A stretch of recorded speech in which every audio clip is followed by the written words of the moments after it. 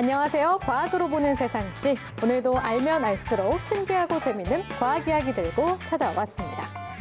현대인의 가장 큰 즐거움을 꼽으라고 한다면 바로 맛있는 음식을 빼놓을 수가 없겠죠. 저 또한 그런데요. 혹시 두 분은 맛있는 음식을 찾아다니시는 편인가요? 요즘에 여행 다니면서 앱 켜가지고 맛집 탐방하는 게 필수잖아요.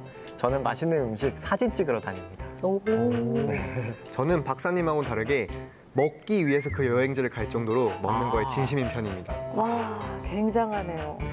오늘 아마 눈치채셨을 수 있을 것 같은데요. 제가 이걸 여쭤본 이유, 바로 오늘의 주제가 이거기 때문입니다. 네, 오늘은 맛있는 여행을 떠나볼까 하는데요. 음식 속에 숨겨진 과학 이야기와 함께합니다.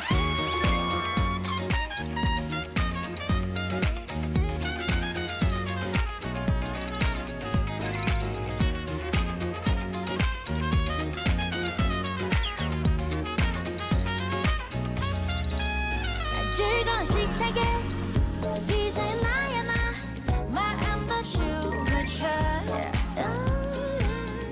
원하는 음식을 원하지 않기에 맛있는 마음까지. 우리가 늘 먹는 음식 속에는 어떤 과학의 원리가 숨어 있을까요? 맛있고 신기한 요리의 세계로 떠나봅니다. 오늘 요리의 세계로 안내해 주실 두 분 모셨습니다. 먼저 직접 자기소개 부탁드릴게요. 직장에서는 화학이 세상을 바꾼다라는 말을 실천하고, 가정에서는 맛있는 음식 그리고 건강한 음식이 아이들을 변화시킨다라고 믿고 생활하고 있는 한국화학연구원 손은호라고 합니다. 반갑습니다. 그리고 옆에 또 한 분 자리해 주셨는데요. 직접 소개 부탁드릴게요. 안녕하세요. 저는 학교에서 영양교사로 근무하고 있습니다. 그러다 보니까 아이들이 선생님 오늘 급식 짱 맛있었어요 라는 소리를 매일 듣고 싶어하는 영양교사 강서가입니다. 어서 오세요. 안녕하세요. 반갑습니다. 아니, 손 박사님께서는 한국화학연구원에 근무하고 계시잖아요. 근데 화학과 요리가 어떤 관계인지 그것부터 궁금해지네요. 예, 저는 그런 궁금증을 가지고 계신 분들께 이런 말씀을 드리고 싶습니다. 요리는 부엌에 사는 화학이다. 예. 저희가 요리를 하다 보면 요리를 자르고 부수고 그다음에 가열도 하고 그런 과정들이 있는데요. 그러면서 수많은 화학 현상들이 일어납니다. 예, 그런 것들이 핵심이라고 할 수 있겠죠. 바로 이해가 됩니다. 부엌의 화학이다. 예. 저희가 실제로 실험을 하다 보면 사용하는 도구들이 여러 가지가 있는데요. 그 도구들이 변형된 형태가 사실은 요리를 하는 도구들이라고. 주방에 다 있어요. 예, 주방에 있습니다. 주방에서 화학 실험을 한다니까 너무 딱 와닿는데요. 이론적으로 잘 아시는 만큼 실제 요리 실력도 기대해봐도 될까요?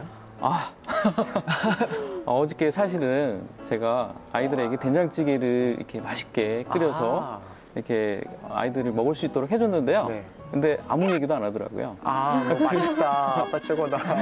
예, 그런 얘기가 전혀 없어서 약간 실망을 했었는데요. 손맛은 없지만 요리에 들어있는 화학 현상들에 대해서 열심히 한번 설명을 해보도록 하겠습니다.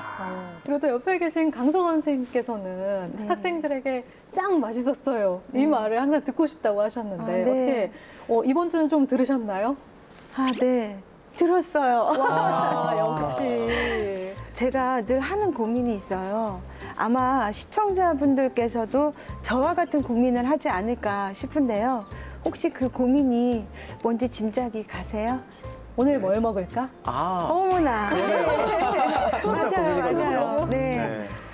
오늘은 뭘 먹지라는 고민은 우리가 끼니 때마다 아마 모든 분들이 하는 고민이 아닌가 싶은데요. 오늘은 조리를 하면서 일어나는 변화들과 영양학적으로 어떤 변화가 생기는지 그거에 대해서 쉽고 또 재미있게 소개해드리겠습니다. 두 분께서는 어떻게 요리하면 어떤 게 좀 떠오르시나요? 저는 일단 소리부터 좀 떠올라요. 지글지글, 보글보글. 이 소리가 너무 느낌이 좋고요. 생각을 자극하시고. 네. 굽고 튀기고 볶고 이것들의 공통점 혹시 뭔지 아시나요? 맛있어진다? 맞습니다. 또 다른 공통점. 뭔가 가열? 불?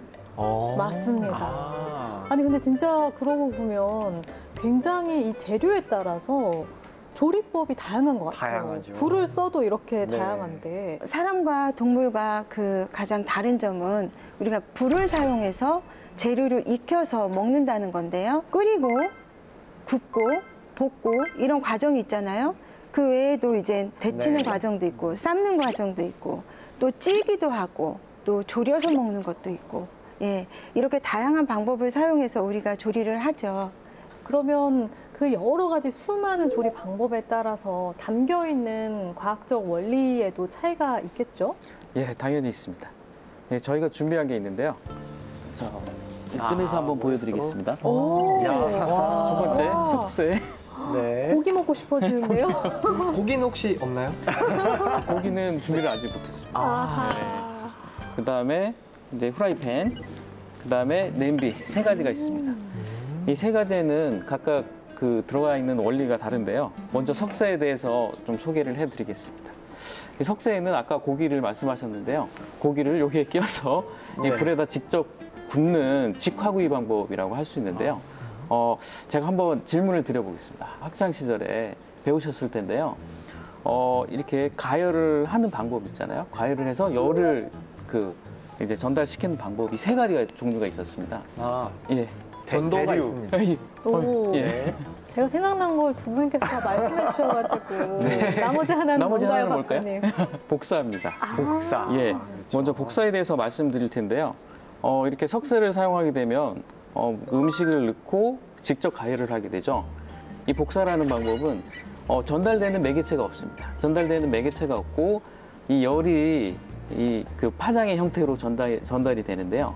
그러면서 구워지는 방법입니다. 이 방법은 사실 빛의 속도라고도 하는데요. 굉장히 빠른 방법입니다. 네. 다른 방법에 비해서 굉장히 빠른데 열이 전달이 되면서 순식간에 온도를 올려서 열을 전달할 수 있기 때문에 음식의 겉부분을 굉장히 빨리 해서 수분은 빠져나가고 수분 빠져나가면서 이렇게 맛있게 맛있는 것 형태를 만들어지는데요.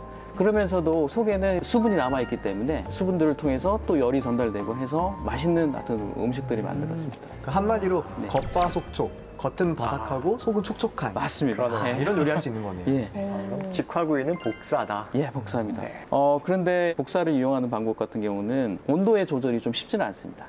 그래서 145도에서 160도 정도 이게 온도가 너무 높아지면 근데 유의를 할 타죠. 필요가 있습니다. 예, 맞습니다. 네.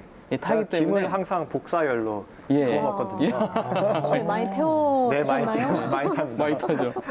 그래서 그 탄 물질 속에는 발암 물질들이 들어있기 때문에 유의를 할 필요가 있습니다. 예. 고기를 태우다 보면은 헤테로사이클릭 아민이라는 발암물질이 미량 들어있어요. 네. 우리가 아까 박사님께서 말씀하셨지만 우리가 그런 것들을 주의할 필요가 있다. 그리고 예를 들어서 이제 탔다. 그러면 그 부위는 제거하고 드시는 게 좋겠습니다. 예, 다음은 이 후라이팬을 이용하는 방법인데요. 가장 일반적인 방법입니다. 이 후라이팬은 이 가열을 하게 되면 이쪽에서 그 후라이팬이라는 매질인데요. 여기는 매질이 있어야 됩니다. 그래서 열을 전달할 수 있는 소재들은 대부분 이제 금속 소재들이고요. 이 방식 같은 경우는 이 복사에 비해서는 온도가 이제 서서히 좀 올라가는 편이고 그렇지만 이제 열의 조절은 굉장히 쉬운 편이고요. 한마디로 덜 태워 먹을 예, 수 덜 있다. 태워 먹을 수 있다. 그렇다면 이거는 전도의 방법인가요? 예, 맞습니다. 이 방법은 이제 두 번째 전도의 방법입니다. 이제 냄비 하나 예, 냄비 하나 남았네요. 남았습니다. 예, 냄비는 저희가 또 많이 사용하는 방법인데요. 여기다가 이제 저희가 국을 대부분 끓일 때 사용하는데 여기 마지막 남은 게 뭐죠? 대류. 예, 대류가 있습니다. 이 냄비를 사용하면서 저희가 여기에 들어있는 화학적인 원리는 끓으면서 밀도 차를 이용하는 겁니다. 끓게 되면 밀도가 낮아지게 되죠. 낮아지면 끓는 그 부분이 기차나 액체 부분이 상승하게 되고요. 이 상승하면서 또 외부의 온도 때문에 차게 되잖아요. 그러면 다시 가라앉아서 이게 대류 현상에 의해서 마지막에는 이제 온도가 일정해지는 그런 방향으로 가는 것들이 이제 대류 현상이라고 할 수 있습니다. 일상적으로 많이 사용하는 것들인데 이렇게 하나하나 다 과학적인 원리가 숨어 있었습니다. 아까 석쇠를 딱 꺼내시는 순간 딱 고기 생각이 나면서 침이 확 고였거든요. 맞아요. 저도요. 저도 아, 근데 이 직화구이를 또 집에서 하긴 또 쉬운 일은 아니어서 아무래도 프라이팬 활용하게 되거든요. 어떻게 좀 고기를 맛있게 굽는 방법이 있을까요? 이제 스테이크를 제가 이제 구워 볼게요. 팬에 이제 팬을 달구죠, 우리가. 네. 그 팬을 달구고 거기에 식용유를 좀 두르고 네. 그리고 이제 고기를 올려요. 그럼 칙 소리 너무 좋잖아요. 네. 예, 맛있어지는 그런 칙 소리. 네. 예. 그런데 그러면서 이 팬이 이제 열이 빼앗기게 되죠. 그렇기 때문에 두꺼운 팬을 사용을 하라고 하는 거예요. 그래서 우리가 이제 팬을 달구는 이유 중에 하나도 고기 겉이 익으면서 그 속의 육즙이 빠져나오지 않게 하기 위해서 이제 달궈서 사용하는 거거든요. 스테이크를 구워 먹을 때는 그 두꺼운 프라이팬을 사용하는 것이 중요하고요. 그리고 이제 또 하나가 고기를 이제 구입을 할 때는 그 결합 조직이 좀 적은, 그러니까 말 그대로 연하고 부드러운 고기가 맛있잖아요. 그래서 그런 고기를 사용하시는 게 좋은데, 그거 어떻게 알아볼 수 있죠? 그러니까 우리가 연하고 부드러운 거는 약간 좀 지방이 조금 고르게 마블링이 있는 고기가 맛은 있죠. 예. 그 두께도 또 중요하잖아요. 그래서 우리가 오븐을 사용할 때는 그 두께가 좀 두꺼워도 돼요. 그래서 2cm에서 한 2.5cm 정도의 굵기 두께가 좋고요.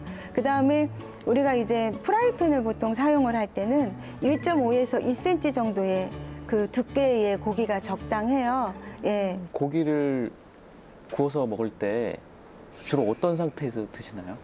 저는 미디엄 웰던. 아, 미디엄. 네. 저는 겉이 바삭한 상태를 좋아합니다. 아, 예. 저는 미디움 레어를 좋아합니다. 아, 예. 그러니까 말씀하셨는데 고기의 바삭한 상태. 네, 그러면은 겉에 보면 이제 그 색깔이 노릇노릇 갈색으로 변하잖아요. 그렇죠. 야, 그것도 화학 반응이라는 것이 들어 있습니다. 아. 그 상태가 탄수화물들이 분해되면서 작은 어떤 당류들이 생기고요. 그다음에 단백질이 분해되면서 어떤 아미노산들이 생기는데 그런 작은 분자들이 반응을 해서 이제 새로운 어떤 물질들이 만들어지거든요. 그러면은 저희가 좋아하는 어떤 그런 그 풍미, 향, 뭐 그런 것들이 생기게 됩니다.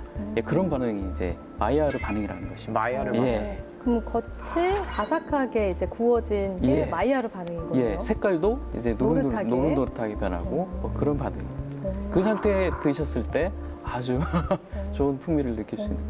그럼 마이야르 반응이라는 게 그 노릇해진 게 겉으로는 보이고 안에서는 단백질 분자가 아미노산으로 맞습니다. 분해가 되는 과정인 예, 거네요? 분해되면서 어떤 새로운 형태들이 어. 만들어지는 그런 걸 의미하고요. 그다음에 그 저희가 고기를 구울 때만이 아니라 이거는 저희가 커피 콩이라고 얘기하는데 원두를 볶을 아, 때에서도 이런 현상들이 나타나고요. 아주 구수한 냄새가 예, 그렇죠. 나잖아요. 색깔도 네. 변하고요. 예, 예. 그다음에 빵을 구울 때도 보면 아주 아, 그렇죠. 예, 저희가 그 입맛을 자극한 향들이 나오잖아요. 그것도 거기에 해당이 됩니다. 아, 이제부터는 토스트도 네. 2번 넣거든요. 아, 아, 이게 갈색으로 변해야. 더 노릇하게. 네. 예, 오. 그게 마이야르. 맞습니다. 그렇군요. 마이야르 반응. 그러면 삼겹살 구울 때도 그 노릇해지는 게 예, 마이야르. 마이야르 반응이 해당이 됩니다. 아, 그럼 이제는 스테이크 먹을 때나 삼겹살 먹을 때 막 육즙이 어떻고 육질이 어떻고 이런 게 아니라 아, 이게 마이야르 반응이라는 거야. 이렇게 먹을 수 있겠네요. 예, 그리고 또 저는 구워 먹는 고기도 참 좋아하지만 찜도 아. 너무 맛있잖아요. 아우 뭐 침이 막 고이는데 네. 갈비찜 참 좋아하거든요. 근데 이 갈비찜을 보면 그냥 이제 팬에다가 하기도 하지만 압력밥솥에다가 하는 경우를 많이 맞아요. 봤거든요. 네.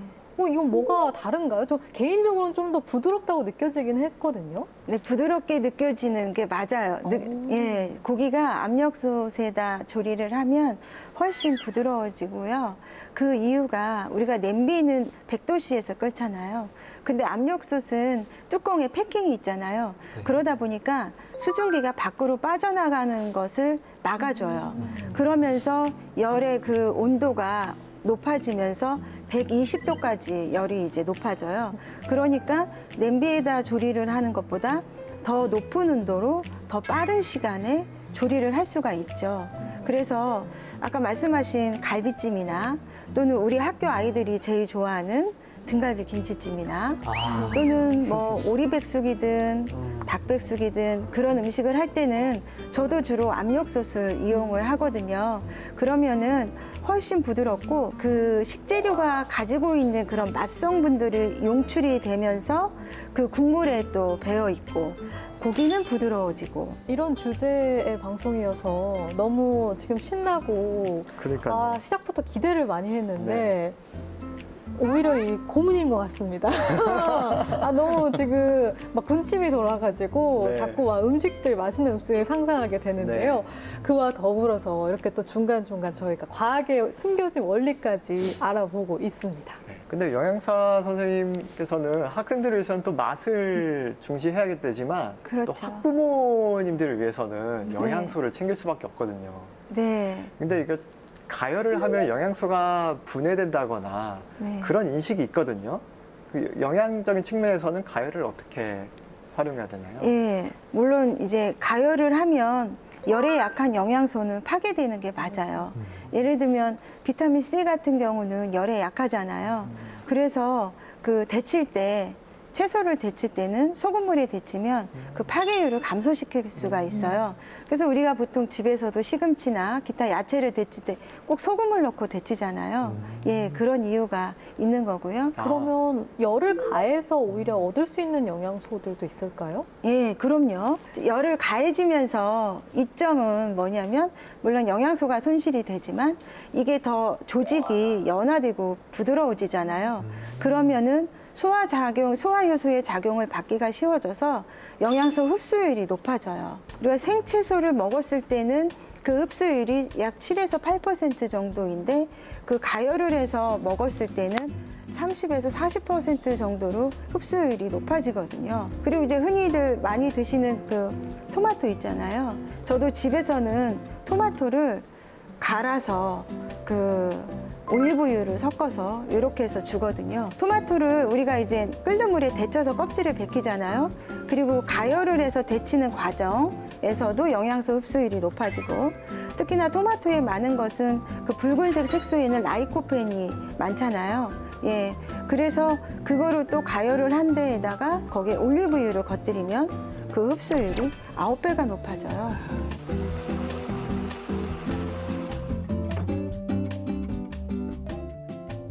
맛과 영양을 동시에 잡아야 되는 요리라는 게 손맛도 중요하고 정성도 중요하지만 과학이 함께 들어있어야 되는 것 같습니다. 인류의 식생활에 혁신적인 변화를 가져다 준 제품에 대해서 이정원의 잡학사전을 통해서 알아보도록 하겠습니다.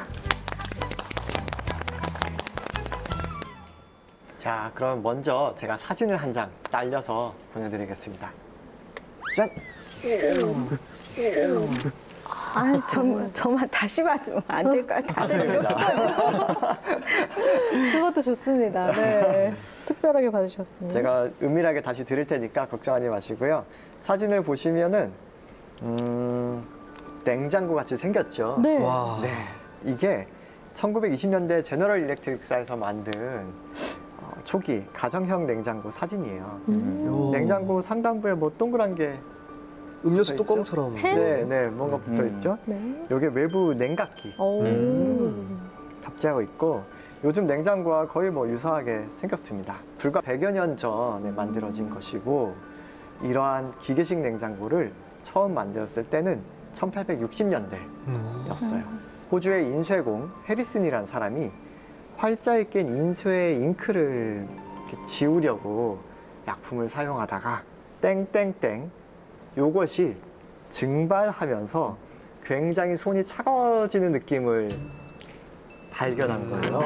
네. 이 땡땡땡이 무엇일까요? 어떻게 한 글자씩 할까요? 한 글자 해주시면 제가. 아, 네, 자신감 있으신데요? 이번 거는 좀 쉽지 그러니까 않나. 생각합니다. 이번 건 알겠습니다. 기대해보겠습니다. 저희도.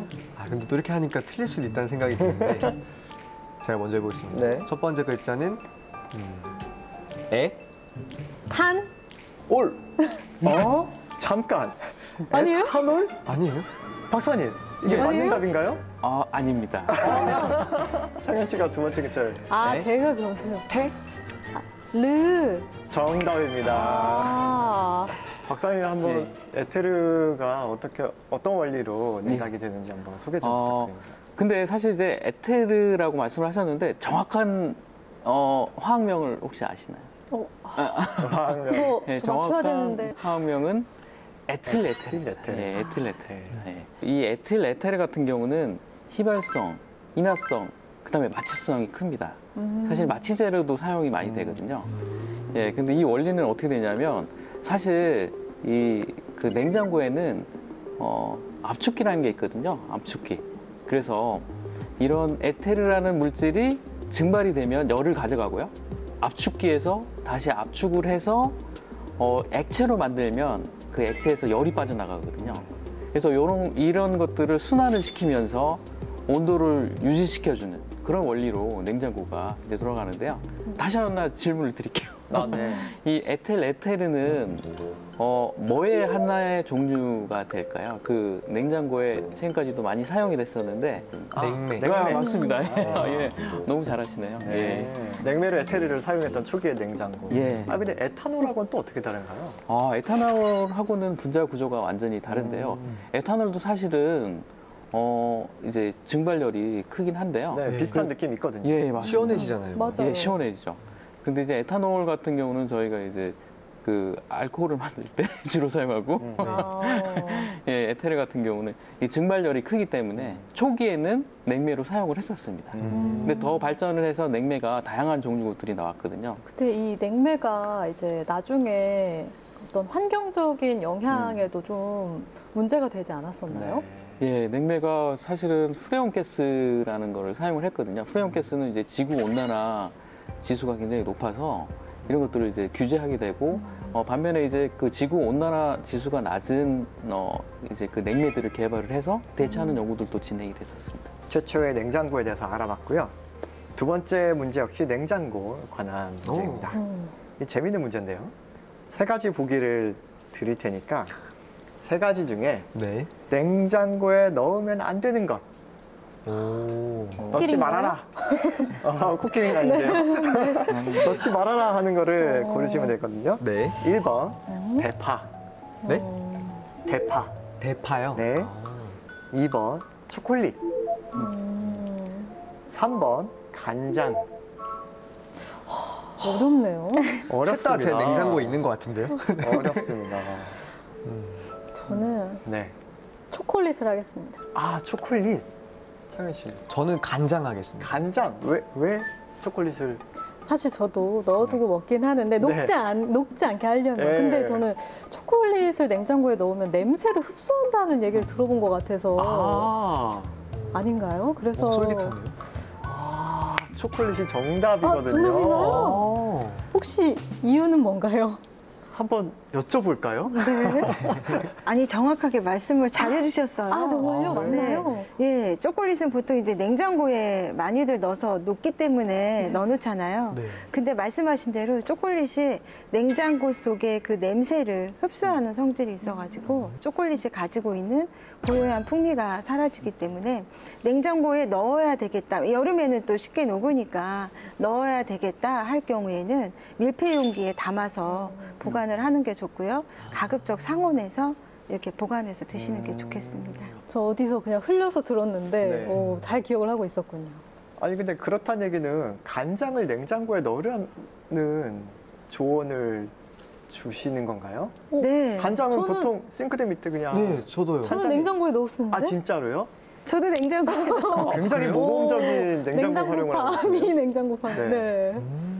간장은 그러면 냉장고에 있으면 좋은 이유가 뭘까요? 간장도 냉장고에 넣어야 되는 이유가 물론 있죠. 이게 온도가 높아지다 보면 이게 이제 팽창이 돼서 이게 뚜껑이 내가 열지도 않았는데 열려져 있는 경우가 있고요. 또 간장 같은 경우는 최대의 적이 산소예요. 네. 그래서 뚜껑을 반드시 닫아놔야 되는 거고 거기서 또 부패균이 증식할 가능성이 있어요. 앞으로는 싱크대가 아니라 냉장고로 옮겨주세요. 그러네요. 어서 네. 집에 가시면 오늘부터 간장부터. 벌써 지금 다 뚜껑 옮기셔야 열려 있는 거 아닌가 걱정돼요. 그러니까요. 아니 대파는 누구나 냉장고에 넣긴 넣어요. 네. 근데 뭐 대파를 냉장고에 보관하지 않으면 어떤 일이 어떻게 생기나요? 되냐면요. 시들 것 같아요. 왠지 시들 그렇죠. 맞아요. 왜냐하면 대파 같은 경우는 입에서 호흡을 해요. 입에서 주로. 그러니까 호흡량이 증가하다 보면 수분이 증발을 하게 돼요. 그러니까 잎이 당연히 시들어 있겠죠. 그러나 이거를 냉장고에 넣어두면 호흡량도 줄어들면서 또 단맛이 축적이 돼요. 대파는 냉장고에 보관을 하셔야 합니다. 대파 냉장고 넣고 계시죠? 네, 저는 자취생이라 잘라서 냉동실에 넣어두고 있습니다. 아니 그것도 너무 좋은 방법인 게요. 우리가 네. 제가 한 가지 잘했다라고 칭찬을 해드리고 싶은 게 대파 같은 경우는 이렇게 손질을 해놔야 하잖아요. 근데 시장 봐오고 나서 대파 손질 안 하고 그냥 냉장고에 넣어두면 사용하기가 바로바로 사용이 안 해져요. 그러다 보면 냉장고 속에 때 오래 보관하게 되고 버리게 되고 이러잖아요. 그렇기 때문에 그런 거는 바로바로 손질을 해서 넣어놓으면 사용하기가 쉽고 음식물 쓰레기도 줄일 수 있고 좋은 거죠. 오, 저 오늘 칭찬받았습니다. 아, 네. 저희가 잘못 알고 있었던 것도 많았고 냉장고 활용법도 배웠고 특히 초콜릿을 냉장고에 넣으면 맛이 떨어진다. 꼭 기억하시면서 이정원의 잡학사전 마치겠습니다. 와, 오늘도 이 첫 냉장고, 네. 이 냉장고의 시초도 알아봤고, 그리고 보관법에 대해서도 새롭게 알아보는 시간이었습니다. 자, 그러면요. 이 요리할 때 또 빼놓을 수가 없는 게 바로 양념 아니겠어요?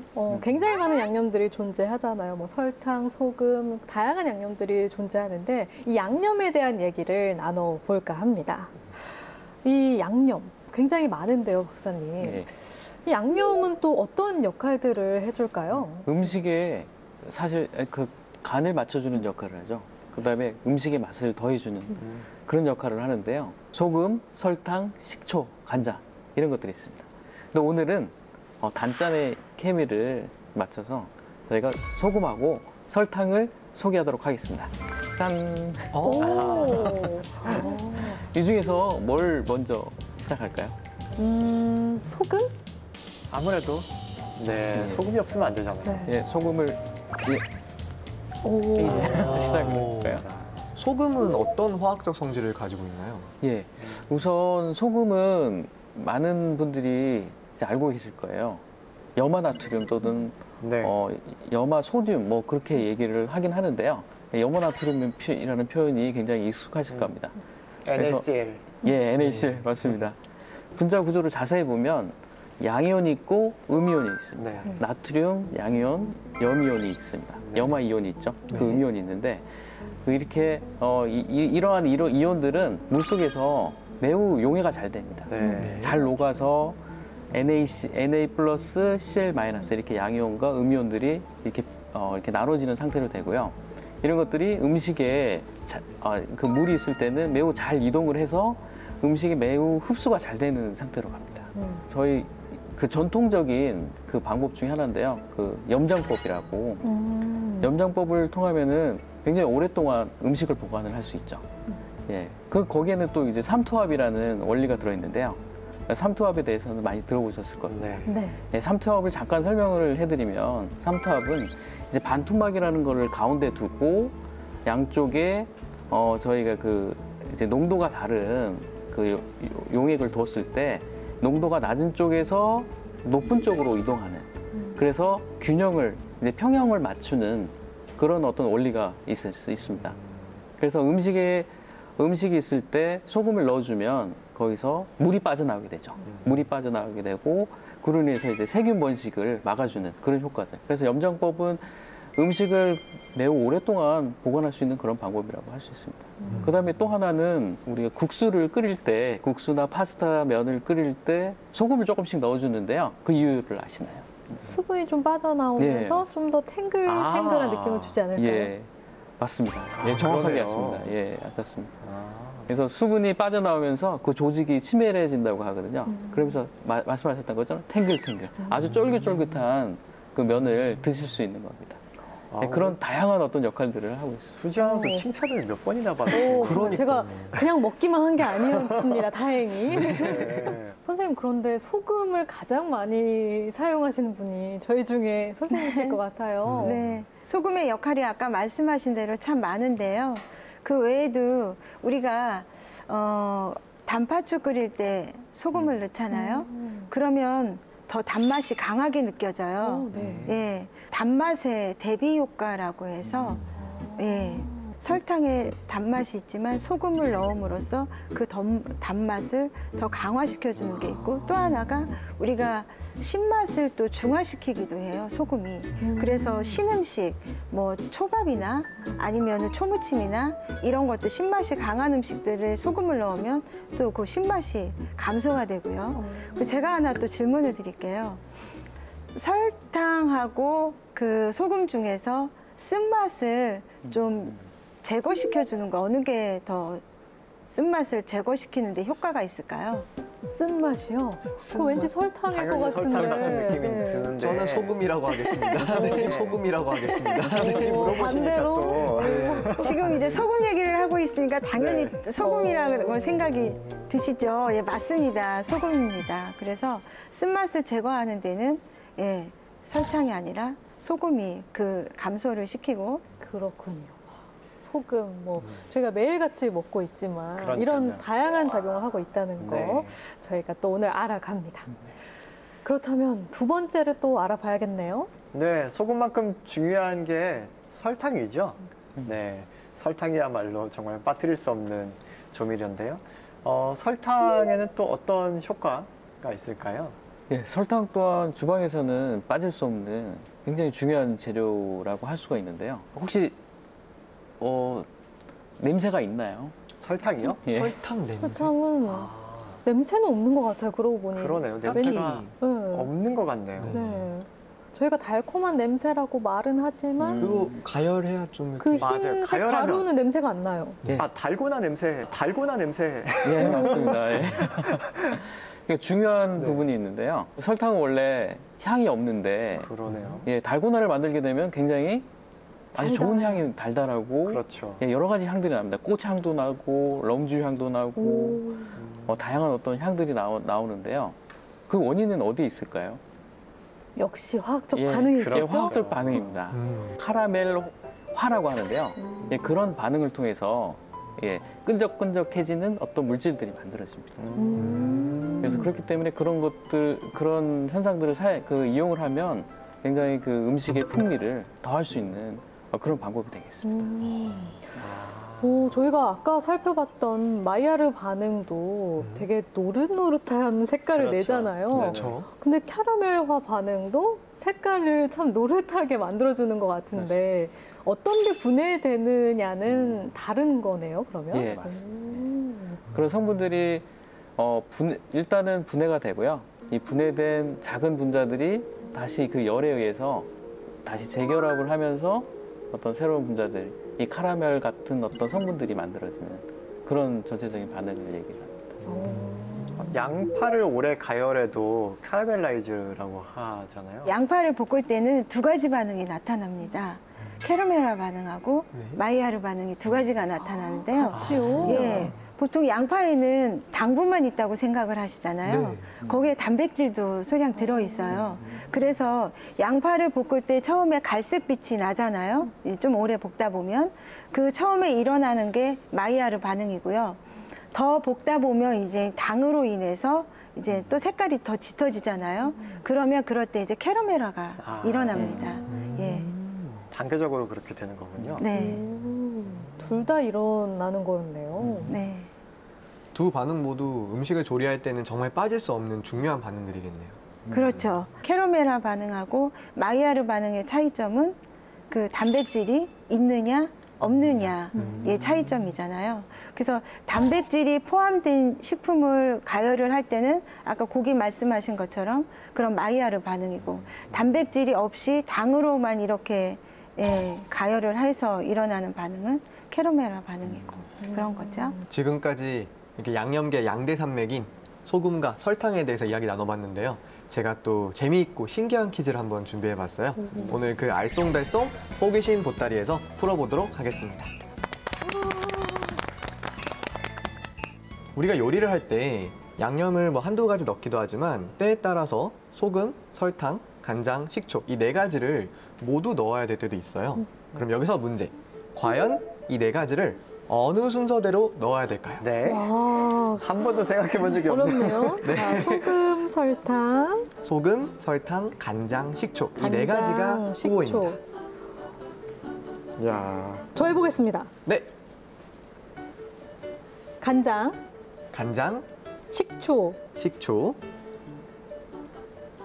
설탕, 소금? 설탕, 소금. 아, 네. 어렵네요. 저도 한번 간장, 해볼게요. 식초, 설탕, 소금. 네. 박사님께서는요? 간장, 간장, 소금, 소금, 식초, 설탕. 식초, 설탕. 아, 두 분의 답이 갈렸는데요. 두 분 다 간장을 처음으로 넣으셨습니다. 정답은 있나요? 네, 선생님께서 한번 소개해 주시면 좋을 것 같습니다. 양념을 넣는 순서 네. 이것만 기억하세요. 네. 설소 식간. 따라해 보세요. 설소 식간. 네. 우리가 그 보통 이제 재료와 양념과 한데 섞어서 이렇게 끓이면 같은 맛이 날 거다라고 생각하잖아요. 근데 그렇지가 않아요. 이 양념을 넣는 순서도 과학적인 근거가 있습니다. 예, 그래서 분자량이 큰 것부터 넣어야 되는데요. 그렇다면 설탕과 소금 중에서 분자량이 큰 거는 설탕. 예, 압도적으로. 그렇죠. 만약에 소금을 먼저 넣으면 분자량이 작기 때문에 그 식품 식재료 속에 이게 다 소금이 이제 침투하다 보면 설탕이 들어갈 자리가 없는 거죠. 그러다 보면 이제 짠맛이 식재료에 다 배었고 설탕의 단맛을 그 다음에 넣으면 단맛이 배일 자리가 없는 거죠. 그래서 그 순서를 지켜야 하는 거고요. 보통 식초 같은 경우는 휘발성이 있잖아요. 그러니까 나중에 음식하고 후반부에 넣는 것이 좋고요. 그리고 간장이나 된장 같은 거는 그 고유의 풍미가 있잖아요. 그러니까 그 풍미를 살리기 위해서는 나중에 넣는 것이 좋습니다. 그렇군요. 설소 식간. 네, 이거 오늘 외워둬야겠습니다. 네.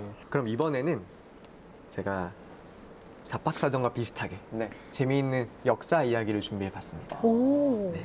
남북전쟁이 한창이던 1864년 북군은 남부의 모든 항구를 막아 생활 필수품을 비롯한 전쟁 물자를 운송받지 못하게 하는 전략을 세웠고요. 그리고 남부에 있던 이것 생산지를 폭파시키면서 남부가 결국 항복을 하고 전쟁이 끝이 났다고 합니다. 그럼 여기서 문제. 과연 북군이 파괴한 남군의 이것 생산지, 이것은 무엇일까요? 소금? 사탕수수? 소금, 사탕수수 의견이 갈렸습니다. 이번에는 이 안에 정답이 있습니다. 진짜로? 박사님 알려주시죠. 남부의 버지니아주의 솔트빌이라는 솔트잖아요. 솔트빌이라는 그런 마을이 있는데요. 그 마을을 이제 북군이 점령하게 됐습니다. 그래서 그 계기로 해서 급격히 그 사기가 저하됐거든요. 남군은 저하됐고, 그래서 그게 계기가 돼서 1865년도에는 남군이 이제 항복하게 된 그런 사건이 이제 역사적인 사건들이 있습니다. 또 맞히셨어요. 오, 그러니까. 오늘 아주 포텐이 높습니다. 저는 생존에 강한 것 같습니다. 네. 네. 왠지 사람은 소금이 없으면 안 될 것 같아서 그러게요. 그렇게 골라보았거든요.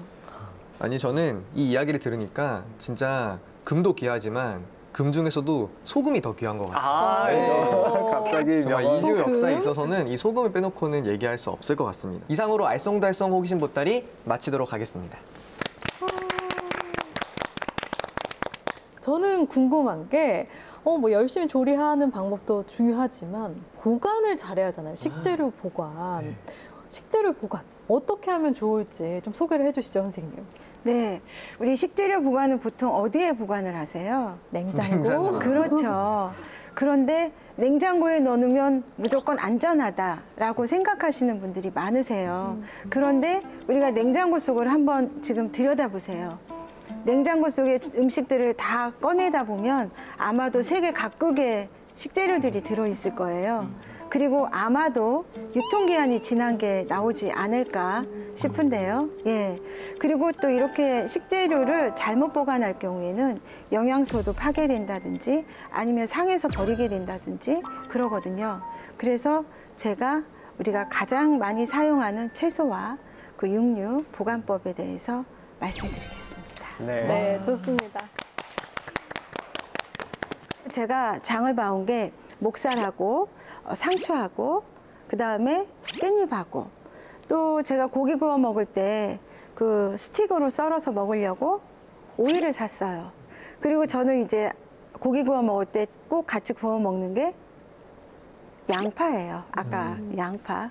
그래서 우리 식재료에 가장 많이 사용하는 것들이 바로 그것들이잖아요. 그래서 그 보관법에 대해서 말씀을 드리려고 하는데요.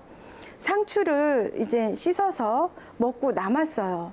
그럼 그거 보관을 어떻게 해야 될까요? 가장 신선하게 보관할 수 있는 방법, 밀폐 용기에 담아두시는데 그 맨 밑에 밀폐 용기에 페이퍼 타월을 깔아요.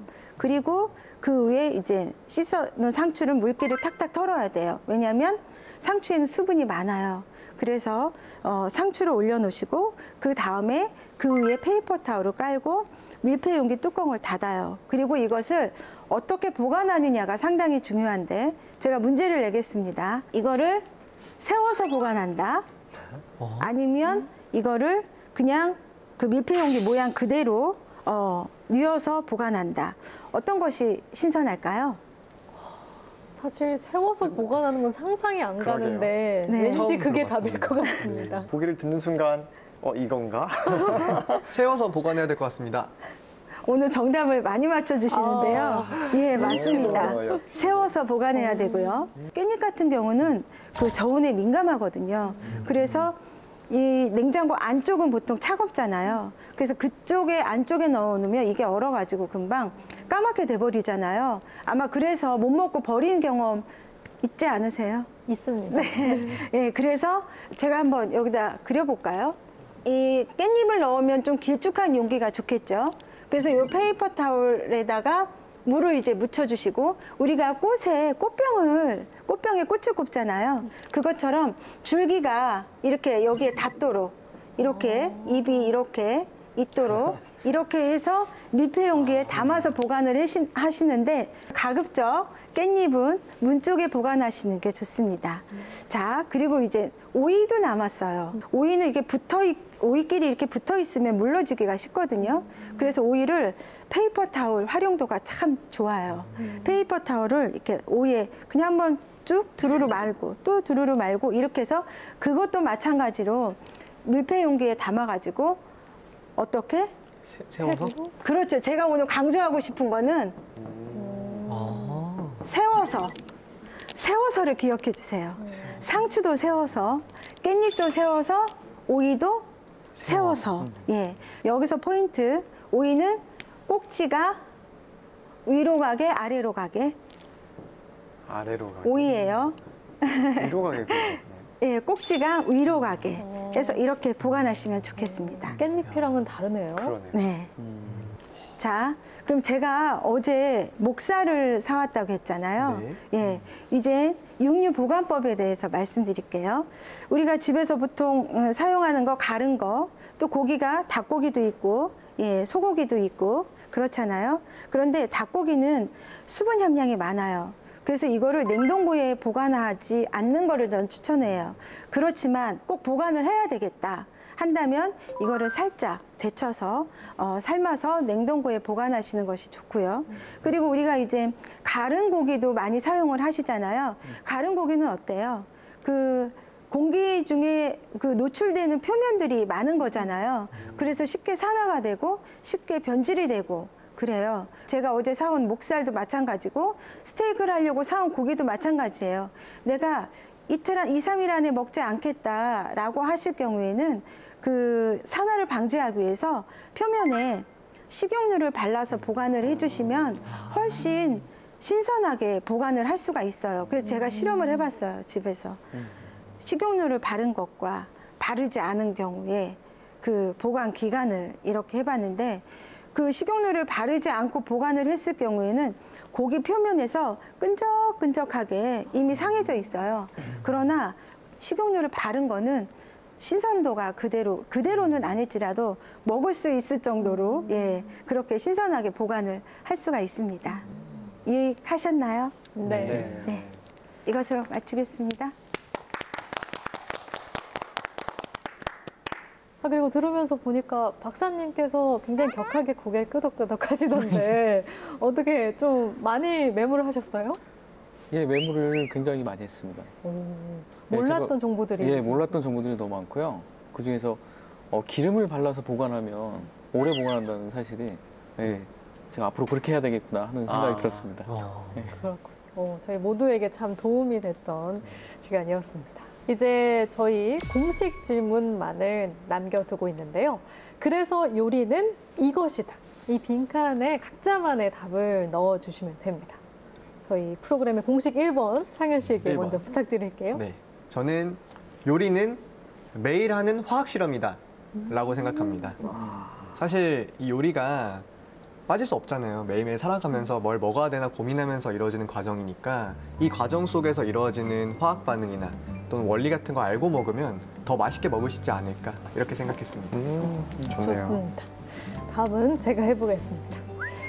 그래서 요리는 예술적인 과학이다 라고 지어봤습니다. 정말 다양한 식재료 그리고 다양한 양념들이 예술적으로 어우러져서 그 안에서 화학 반응을 일으키고 그걸 통해서 맛있는 요리가 되는 게 아닐까 싶어서 이렇게 지어봤습니다. 다음은 두 분께 부탁드릴게요. 그러면 박사님 먼저 부탁드리겠습니다. 네, 저는 요리는 맛있는 화학이다 라고 하겠습니다. 좋습니다. 아마 화학을 가장 맛있게 하시는 분이 아닐까라는 생각이 드네요. 네, 마지막으로 부탁드릴게요. 저는 요리는 기적이다. 그 사이에 하나를 넣어야 돼요. 우리의 몸과 마음을 치유하는 기적이다. 우리가 맛있는 음식을 먹으면 우리 마음이 힐링이 되고 치유되는 것 같잖아요. 그리고 또 질병이 있는 분들이 음식으로 인해서 치유되기도 하잖아요. 그래서 요리는 우리의 몸과 마음을 치유하는 기적이다. 예, 이렇게 말씀드리고 싶습니다. 갑자기 스케일을 키워주셔가지고 이거 정리하기가 좋습니다. 잠깐만요. 잠깐만요. 모두를 정리해주는 역할을 하고 계십니다. 네. 해볼게요. 요리는 매일매일 벌어지는 기적과 같은 일이며 우리에게 영양과 맛을 주는 화학 예술이다. 이렇게 정리하겠습니다. 우리가 살아가는 현대 사회는 매일같이 새로운 식재료 그리고 새로운 식생활 정보가 쏟아지고 있는데요. 요즘 여러분의 식탁에는 어떤 음식이 올라오고 있나요? 혹시 눈과 입만 즐거워지는 요리만 쫓고 있는 건 아닌지 우리 맛과 영양을 챙기는 올바른 보관법, 식재료, 조리법 우리가 잘 숙지하고 건강을 챙겨야겠습니다. 네, 오늘 저희가 준비한 소식은 여기까지입니다. 그러면 다 함께 외쳐볼까요? 네. 과학으로 보는 세상 씨. 수지 아나운서 오늘 마지막 녹화라고 해서 우리가 우와. 준비했습니다. 감사합니다.